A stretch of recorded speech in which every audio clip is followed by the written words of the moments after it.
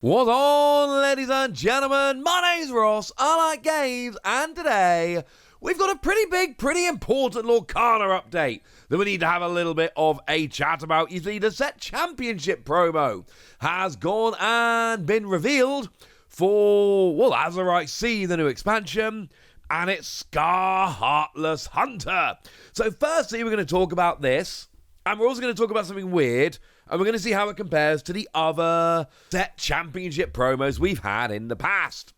So what we got starting off then is Scar Heartless Hunter, one of the new cards from Azurite Sea, and it's a 5-cost inkable, 4 strength, 2 willpower, quest for free, that's 1, 2, 3, and when you play this character, deal 2 damage to a chosen character of yours, to deal 2 damage to another chosen character. And what I really like about this, the skill is literally called Teeth and Ambitions, and of course you may recognize that it actually does exactly the same thing as the card or the song, Teeth and Ambitions. So very appropriate here that we've got the same name for a skill as the card had. They do the same thing. That's lovely.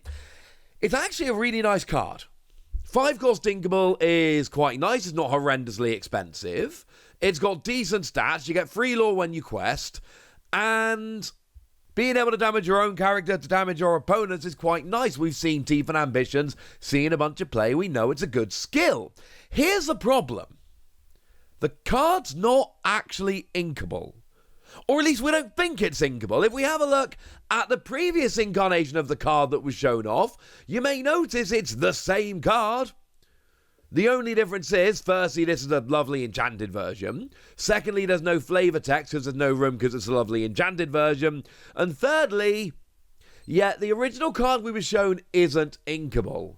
And there's basically 2 possibilities of things that have happened here. Somebody accidentally made up an image of the card to be put onto their official app and accidentally made it inkable. I'm not an expert on this stuff, right? But I'm willing to bet that when you're making digital versions of the cards, there's a button to click to make it inkable and a button to click to take it off. Might even be the same button. But somebody essentially clicked the make it inkable button when they shouldn't. And the wrong image is up on the website or on the app. And that's a bit of an issue, but it's going to be fixed and we're all fine. The other possibility is that the images on the app are exactly as they've been sent to print, and that there will be an uninkable version in packs, but an inkable version which is being given out at set championships. If that's the case, we all know what the deal is really. It's going to work out okay. I'm hoping it's always printed as an uninkable, but if it is printed as an inkable in the Enchanted version, there'll be an official errata. It'll be fine. We're going to get over it. But given that we've now got this, I think it's probably fair that we compare it to the other set championship promos. Now, the last one we got was, of course, Mirabelle, which, at least at the moment, is the least valuable of them, which makes it the least sought after. Of course, it's not necessarily a terribly fair comparison, because, of course, Mirabelle set 5 was when we switched to giving top 8 the promos rather than top floor, so there are double the amount of Mirabelle promos out there. But still, I really like it, but it's not everybody's favourite. Ursula, I think, is really nice because you got the whole Ursula's quest thing going on there. That was the one we got for set 4, and this one has proven to be quite popular. People like this one. But then, of course, still I think it's fair to say the gold standard is the Stitch from set 3. Stitch is probably the number 1. No, it's not. Stitch is definitely the number 1 right now. And then the Ursula is probably number 2 and the Mirabelle's number 3 in terms of how sought after they are. So then the question becomes, where does this slot in? And the answer is, if I had to guess, I would say in front of Mirabelle. Because let's face it, The Lion King's awesome. Like, we all love The Lion King. It's a phenomenal film. And this is a really nice piece of artwork with Scar kind of going after the hyenas. It seems like it should be a pretty playable card, even as an uninkable.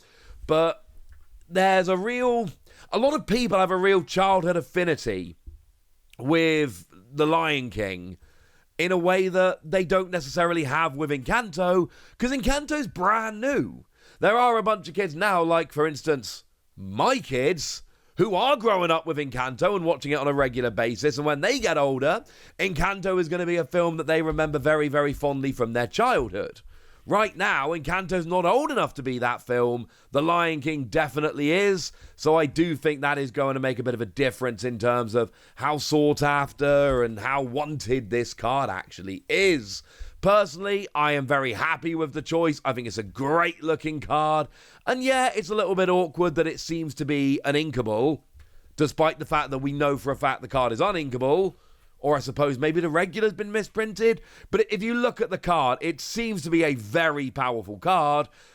My inkling is, that it's actually supposed to be uninkable. Just look at the power level of the card. It seems like the kind of card where make it uninkable to bring down the power a little bit. Either way, even if the set championship promo has been printed as an inkable, like I've explained, I don't think it's actually going to end up being a big deal at all. I think it's going to be fine. But hey, they are not the only promos that have gone and been revealed.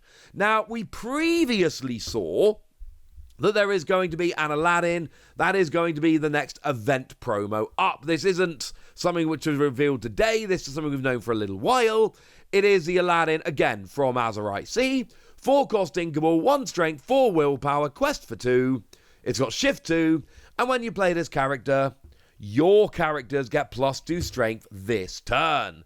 And it says your characters, so that means all of your characters get +2 strength this turn. And +2 strength bump to everything, that's pretty nice. Now, the strength of Aladdin itself is actually terrible. It's 1.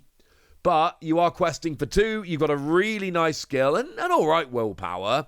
So this is another one which I'm keeping my eye on a little bit. But we've also seen another 4 promos that have been revealed, which are presumably going to be in the store kits. Those 4 promos we always get for every set coming around this set, which is lovely. So these are ones for your store, not for events. This isn't actually confirmed, but it's one of those, you look at the app, we know the Aladdin is confirmed for your events. We know that the Enchanted Scar has to be the set championship promo because they're the only Enchanted promos we have. And then we need 4 for the stores and there's 4 left over and it just makes a lot of sense. Now, my favourite of them is the Honey Lemon. 2-cost inkable, 1 strength, 1 willpower, quest for 2. But when you play this character, you may pay 2 to have each opponent choose and discard a card. Honestly, the 2-cost inkable quest for 2 is pretty nice for me. Obviously, the stats here are pretty low. It's a 1-1, but that doesn't really matter because you're honestly playing this as a 4-cost, making your opponent discard. It is Emerald. What else would you expect? And then hopefully you can have like 1 turn of questing, get a couple of lore, and move on with your life. There is another one that's coming around from Big Hero 6, though. There is a Wasabi promo, 4-cost inkable, 3 strength, 3 willpower, quest for 1. When you play, you may banish a chosen item. Its player gains 1 lore. And you can do that to either get rid of your own item and gain a lore, yay, which I suspect is mainly how it's going to be used. But if your opponent's got a particularly good item that you really want off the board that is causing you some headaches, you can use this to get rid of that item instead. Which, again, sounds like a lot of fun. But also, during your turn, this character gains evasive. So you don't get the protection from evasive on your opponent's turn, but on your turn, you are evasive, so you get to, well, go after evasive characters, which is what you might need. We got ourselves a Minnie Mouse Pirate Lookout. That is a 3-cost uninkable, 3 strength, 2 willpower, quest for 1. And Land Ho! Once during your turn, whenever a card is put into your inkwell, you may return a location card from your discard to your hand.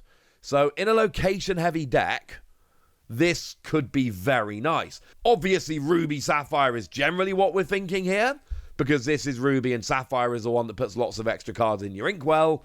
But just having some recovery for locations is not something we're used to, honestly. So having that coming in here is pretty gosh darn nice. And then the final one here is Rescue Rangers Away, one of the very first cards we actually saw from the set. and it is a 2-cost inkable action. Count the number of characters you have in play. Chosen character loses strength equal to that number until the start of your next turn. So especially in a deck that tends to go wide with low-cost characters, this is good for lowering your opponent's power. I mean, on a source strength, sometimes just playing this to lower strength by 1 will be enough. That will do the trick. But the real genius of this card is that you can push it a little bit further and go a little bit nuts. So there we go. We got ourselves a new set championship promo. We got the new store promos.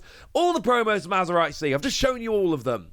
So now it's over to you guys. Tell me what you think about these. Tell me which ones you're after. Tell me what you think about the scar for this new set. Go nuts in the comment section, but be nice. And then make sure you like this video, subscribe to this channel, follow me on Twitter at Lawasi. That's where we talk about, well, Lorcana, but a whole bunch of other card games as well.